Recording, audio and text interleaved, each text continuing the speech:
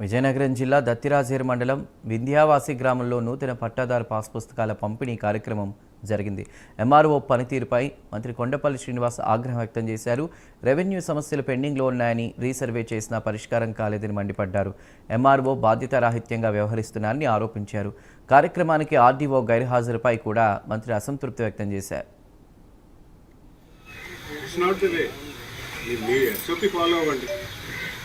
పాస్బుక్లు అంటే ఎందుకు ఇవ్వాల్సి వచ్చింది? పాత పాస్బుక్లు లేవు వాళ్ళకి. ఇప్పుడు ఎందుకు ఇస్తున్నాం మనం? వాళ్ళ భూతోగులు ఎన్ని ఉంటే ఎన్ని సమస్యలు తీర్చాం మనం?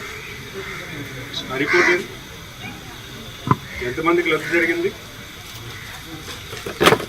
అవన్నీ చెప్పాలి కదండి.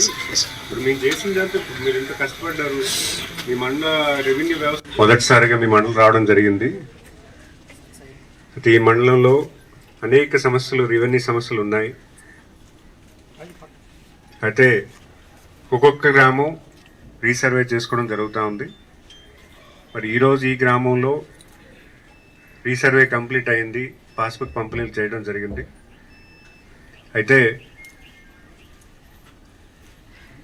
రెవెన్యూ అధికారులకు నేను ఒకటే సూచన చేస్తున్నాను, మీరందరూ కూడా ప్రభుత్వం ఇచ్చినటువంటి అవకాశాన్ని ప్రజలకు మంచి చేకూర్చేలాగా మీరు పనిచేయాలి.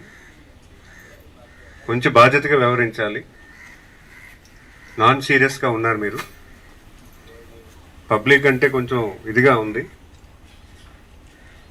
కొంచెం బాధ్యతగా వ్యవహరించండి. ఏ ఇష్యూ ఉన్నా కూడా వెంటనే పరిష్కారం చేసేలా పనిచేయండి.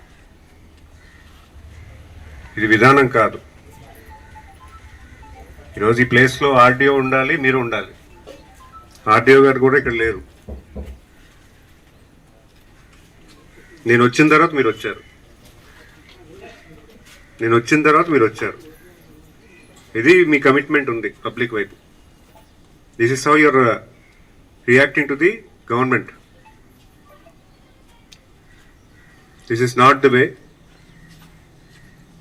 ఈరోజు ప్రజాప్రతినిధులు వస్తున్నారు, పబ్లిక్ వచ్చి ఇక్కడ కూర్చుంటున్నారు. మీరు రావడానికి మీకు టైం సరిపోవట్లేదు. అసలు రీసర్వే రిపోర్ట్ మీరు ఇక్కడ పొందుపరచలేకపోయారు. రీసర్వే రిపోర్ట్ ఇవ్వాలి. అసలు రీసర్వే ఏ కారణమే చేస్తున్నామో మన పబ్లిక్ ఎక్స్ప్లెయిన్ చేయాలి. ఇక్కడ విఆర్ఓ కానీ, ఆర్ఎస్డిటి కానీ మీరందరూ బాధ్యతగా పనిచేయాలి. మొదటిసారి